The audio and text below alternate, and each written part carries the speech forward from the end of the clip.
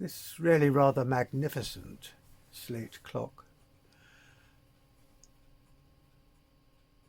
has columns down the sides, yeah, in a really very Palladian style, with the cornice over the top and pediments and headings, Corinthian headings on the columns. It's got two effigies here.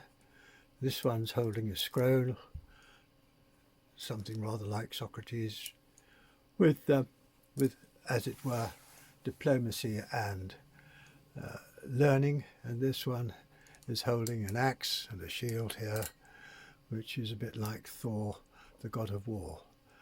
The scene up here, which was originally black, it has come up very, very well, and it looks, to my mind anyway, as if it has been gilded, because the finish is very bright, and I haven't polished it, and it's a very decorative and pleasing effect that it has, as opposed to the dark black that was there beforehand when I first got the clock. It's taken a lot of cleaning. It's been very hard work to get it to the position it is now, in the condition. These effigies are made of lead, and this is not cast. I'm not sure what they were. They weren't as grand as they looked, and the pediments at the base of the columns here have got laurel leaves around them, so it's beautifully finished.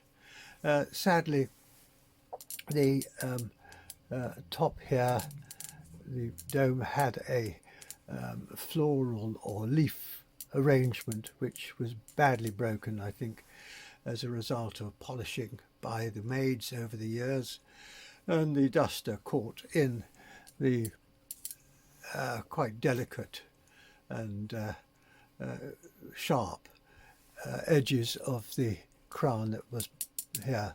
So I had to cut that back and polish it up and make it as best I could. It has been a lot of hard work. I've highlighted the gilding there, and it is really rather nice. I'm very pleased with it. It's really quite a grand clock. It has been really rather fun doing it. Hard work, but really rather fun. It's got in English here slow and fast.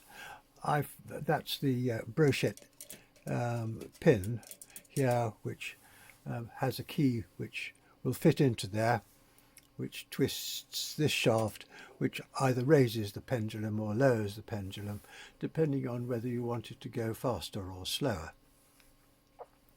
The clock has got gongs on the other side which strike.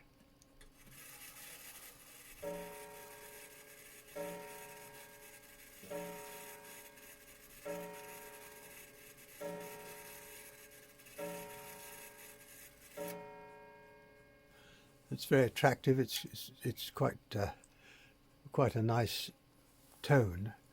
The movement is, I find, a little strange, because it's very much after the American style, but with the French brochette's system of making the clock go faster or slower.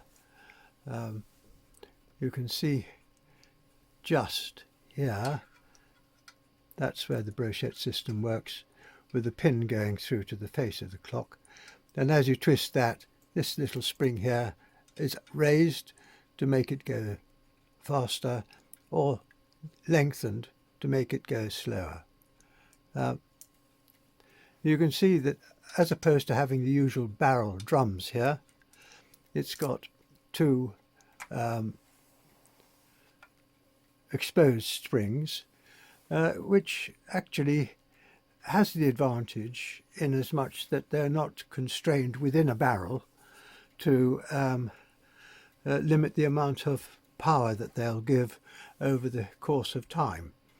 And these, I think, would probably give well in excess of 8 days. The disadvantage, of course, is that if you have one break, then there is a lot more damage done to the clock trains. There isn't a maker's mark on this that I could see, but there's a number down here, which is number 5, which is about the only clue I've got as to what it resembles, what the maker is. I have no idea. This the dome here, I think, should have an inside fabric on it.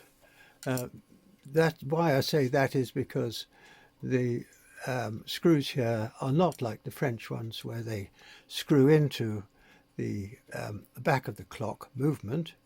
These have got brackets on either side which just clamp down onto the slate casing, so that they don't actually, you can see here, there, they stop. That's it.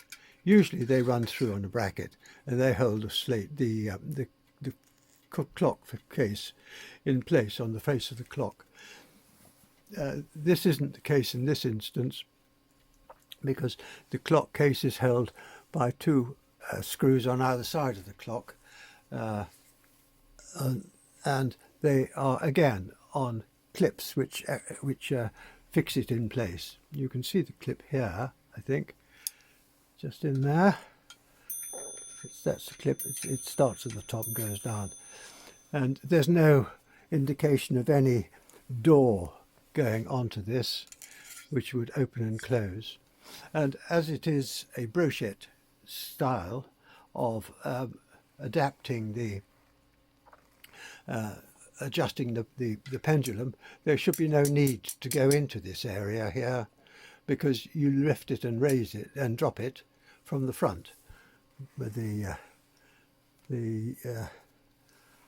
brochette key, which will fit onto this little joker there, which then that one there, which lifts and or drops the pendulum, so it'll make it slower or faster. When I got it, these are all very dirty. You can see from the other videos that I've included clips of, and it is now, I think, transformed. It keeps pretty good time. It's still a little bit of dirt on the face, but it just exemplifies the age of the clock. I would think it's about the turn of the 19th, 20th century, sometime around then, possibly or probably with an American touch or American tinge to it. But the slate is definitely, in my view anyway, and this sort of facade is very much the continental style and continental manufacturing, whereas the movement could possibly be American influenced from a German manufacturer, but there isn't any mark, and I can't give you very much more indication about it. So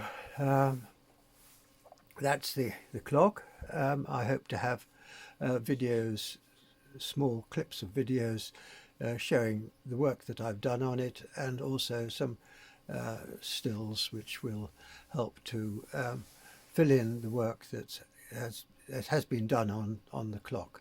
It's always interesting to remember that the amount of work that has gone into this, in reconstructing it, renovating it, cleaning it, reassembling it, polishing it, etc., is far in excess of the cost that it would take to have this clock simply cleaned and replaced, the movement cleaned and replaced in the clock once every 4 or 5 years, which is what it should be done. It's usually only done once every 12 or 14 years, but the bill for that would probably be somewhere between £400 and £500, or $6,000 to $8,000, just because it takes so much time, and it's a skilled job in getting the clock back in, and the person who's doing it will certainly want £25 an hour for his work, and you can work out exactly really how long it would take to do that. So that's the clock, and I'm very, very pleased with it. I think it's absolutely super. Well, this is a fine looking clock, but it's a bit of an overstatement, I think. It's not quite all it seems to be. This little fella here is out. I'm not quite sure how the pillars are fixed in. The the movement is not French. It's Ansonia's style, the American sort of style that they have, with the springs exposed, not tied in. Not very special, but it's going to be interesting. I've got some figurines to put in there. The columns are all rusty, which surprises me, but the quality is questionable. But it's very nice, and I'm not upset at all. It's going to be quite exciting. It's pretty dirty. Well, I've taken the hands off. The front face comes off, but when it comes off, the movement just falls down on the inside. So I had to hold it from the back here whilst I manoeuvred it out through the front. I don't know what's wrong with the clock. Bushings on the front plate look fair, but might have to put some bushings in. We'll see it. And I don't understand why the springs are so tight and it's not functioning. The strike functions a bit, but I think it's just absolutely dirty in a way which just is not appreciated.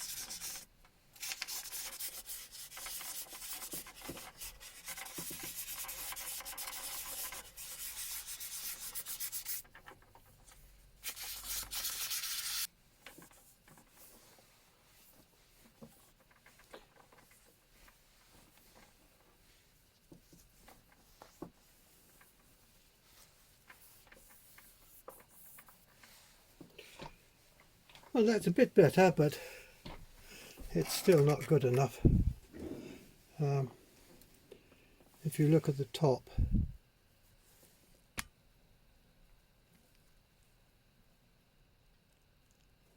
you can still see the mark of the top that was on here, a sort of doily shape. Can you see it? Let me see. There. Can't point really. The pointer starts taking the focus. So I'll have to have another go at that. Well, below the black paint I have found some heavy gilded Romanesque figures, and taking the paint off carefully with a screwdriver, you reveal their clothes and even the expressions on their faces. It's a bit difficult to see it because the lighting's rather bad, but I'll see if I can give you a better close-up in a minute. But I'm trying to do this very carefully. You've got to get the paint off and it just chips off. There's only one coat. One wonders if the guy who did this thought it'd be a good place to keep the family's fortune at, because this is, I'm quite certain it's not brass as it stands.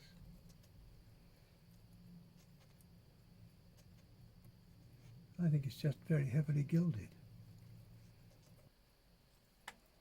And his tunic and leg, and they'll all come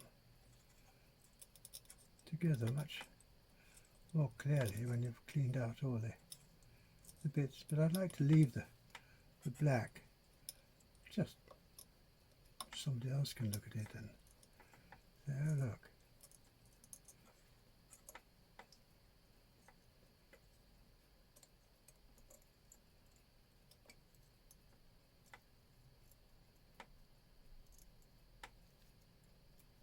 Oops, I scratched it.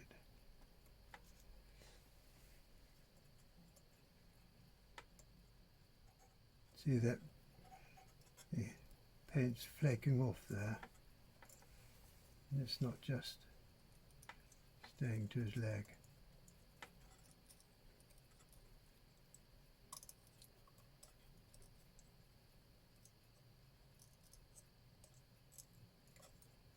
Very tiring. Oh, there we are. Anyway, I'll get them all finished.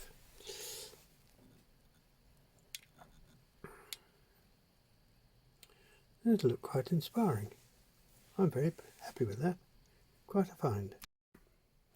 Now I'm trying to clean off the paint from the gilt frieze around the top, and it's really getting quite difficult because I thought I'd just leave the black paint on, but that didn't work because, for instance, the spear shaft that you can see, which is being held here, I get it right, yes, there, the paint just flaked off, so you've got a gold line which is far too big, and so you lost any definition. And I'm now finding it's quite difficult because I've got to, and I'll show you what I'm doing, got to pick through that far corner there. I haven't yet got down to, but you can see you can hardly make anything of any consequence out of it. each little tiny black spot has to be addressed. So you can see it's going to take me quite a long time, but I think it'll be rewarding. Be a bit kitsch, but by the time I finish the rest of the clock, I hope it'll be in keeping. So I hope you've been able to see what I'm doing there, but it's very tedious and does take a lot of time, but then I think at the end it's going to be quite a dramatic scene, and it'll look much better than it did painted black, where you just got no definition at all. You couldn't see anything of any consequence. So I'm coming back. Well, the polish is drying now. I'll give it its first buff and see how it goes.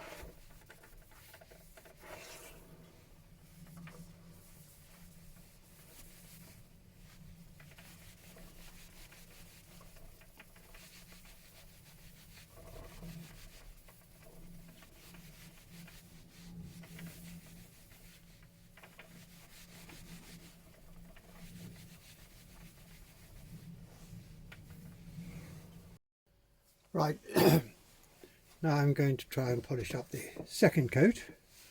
So it's had 2 coats of Mulbeck, and this is the second coat of dry wax.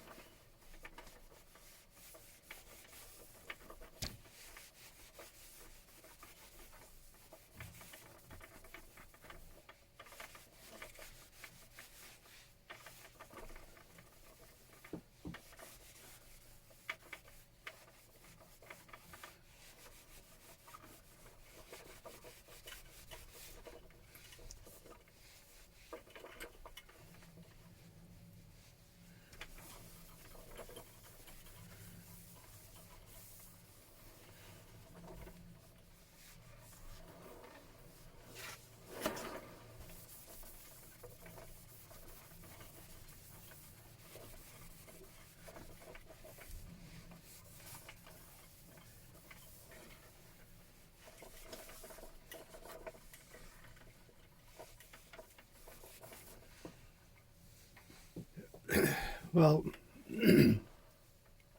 that's it. I don't think I can improve on that much. Right, I'm back again.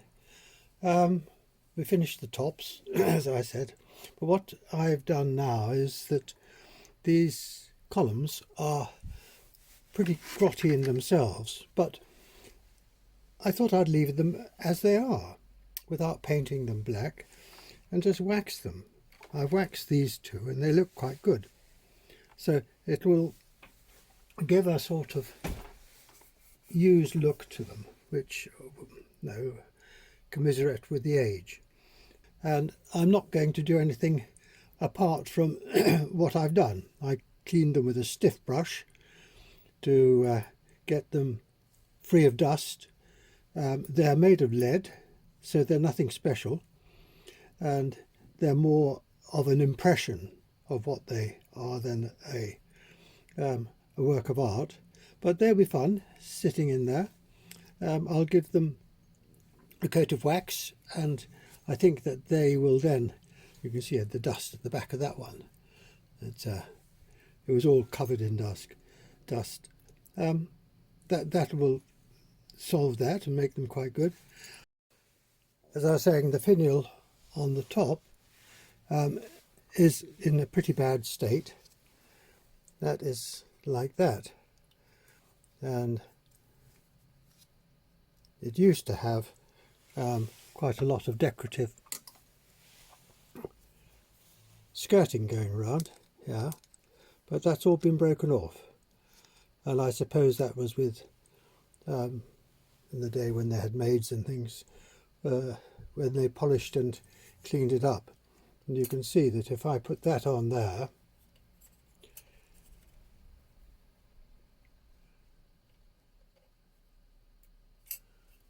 and then put the finial on top, comme ça, it's not going to look very good. So I've got to trim that and clean it and make it look presentable. I have the trains for the clock in front of me. I've taken the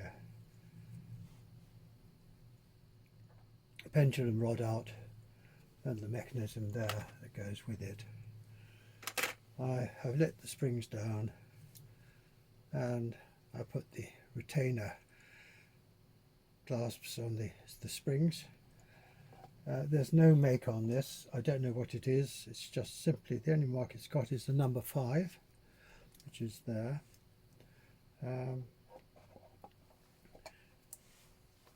Of course, the setup is totally different to the French and the English clocks, but I'll get into that as I progress.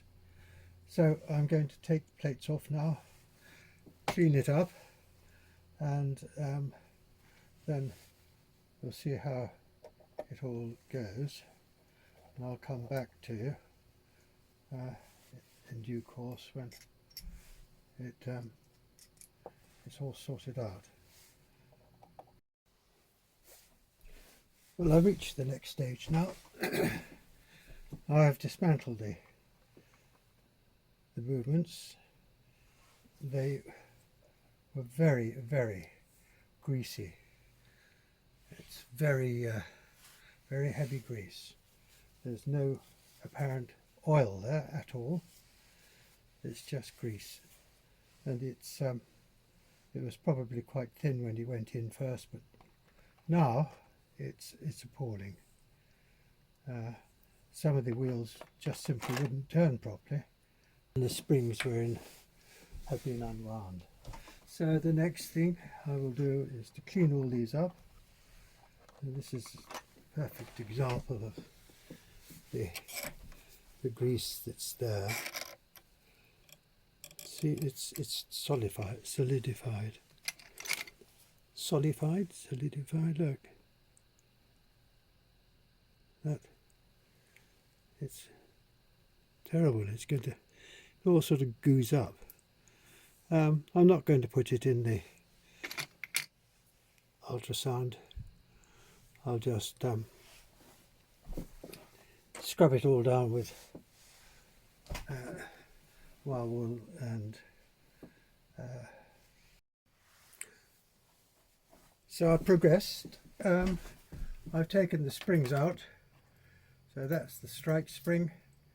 They look pretty fair, and that's the time spring. I'll clean those. I think they're not too tired. I think that they'll probably be okay to put back in again without any problem. Well, there might be a problem putting them back in again, but I don't think it's going to create a problem thereafter. I'll inspect them and see how they go. And I've got to clean up the parts, and that's my next job. So I'll keep you posted as we go towards the finish of this clock. Right, time for cleaning the springs. Tip from Abe of Time for Clocks. He suggested that you use a scouring pad to clean the clocks with, so that's what I'm using this time.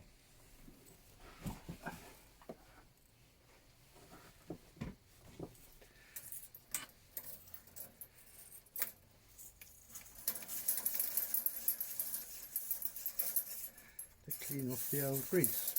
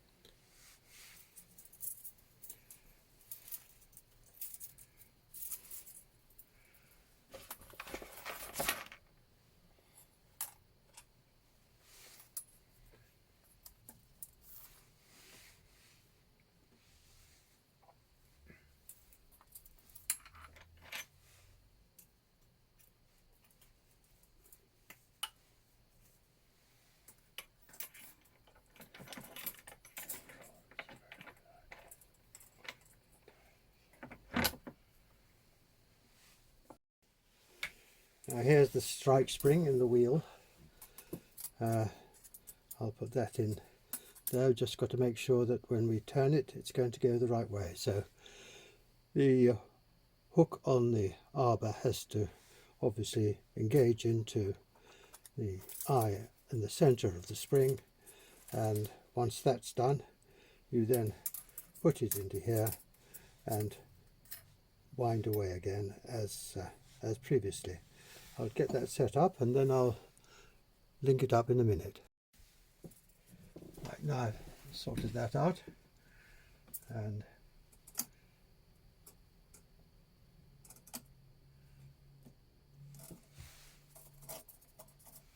get this. Hope it's catching on the arbor. Not really at the moment.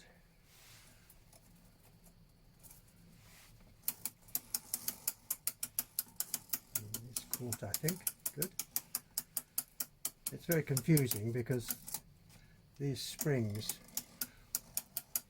wind on different hands. This one's winding up clockwise and the other one wound up anti-clockwise.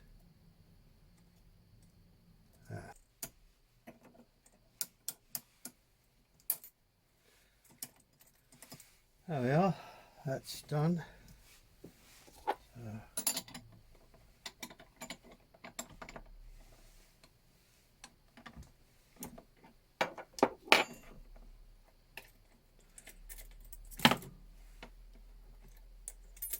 That's that one. It's fallen off bizarre, but with that. So we've got 2 springs all sorted, cleaned and ready to go back into the clock when I've assembled it. Well, you can see from the mechanism of the clock that the springs are working well, and that's a great comfort.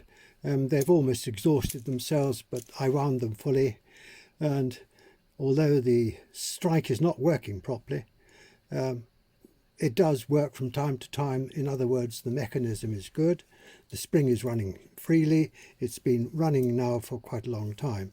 This is the spring that I've got to replace. You can see it, and it it's a bit of a nightmare in as much that it's very fine. This wire here, it's very fine, and it hasn't got any proper spring in it, and that means that the lever, which you can just see down there, that lever doesn't fall into the snail regularly, and if it doesn't fall into the snail, then it won't stop the lever or the detent on this section here from falling into its appropriate slot. There, it's popping in now, but it's not working properly. Okay, I'll come back to you as I've let down the springs and now I can take the back plate off.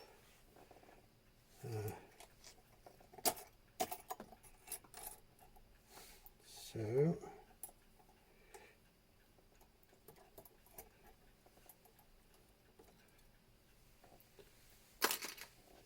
this lever, when I first did it, was absolutely chock-a-block, and it would not rotate, it wouldn't drop, which of course the clock couldn't work. And like other clocks that I've seen on the internet, this the clock was absolutely gummed up with the most appalling residue of old oil and gook, and the springs were hardly working at all. Everything, when I took it to pieces, I could almost turn it upside down and things wouldn't fall out because the oil had turned to glue. Now what I've got to repair is, if I take this wheel out, on this there is a spring, and you can see the spring there,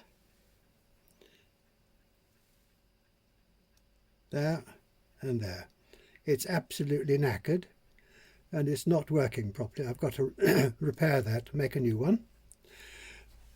Otherwise this detent won't fall into this snail's receiver here, which will then arrest the gears so that the lever will, the detent will drop into the correct hour as it goes round. So no spring, no work. That's the first, and then the next one is on this spring, which is for the hammer. That has broken there, so obviously the hammer can't return, so I've got to replace that spring, make a new one, and put it on so that the hammer's going to function. Once I've got those two together, there's a good chance that I'll be able to get the clock to work. But there was a problem, and this is a very salient problem. On the time train, the way that the wheels work on these are a bit difficult to remove, but this wheel which goes round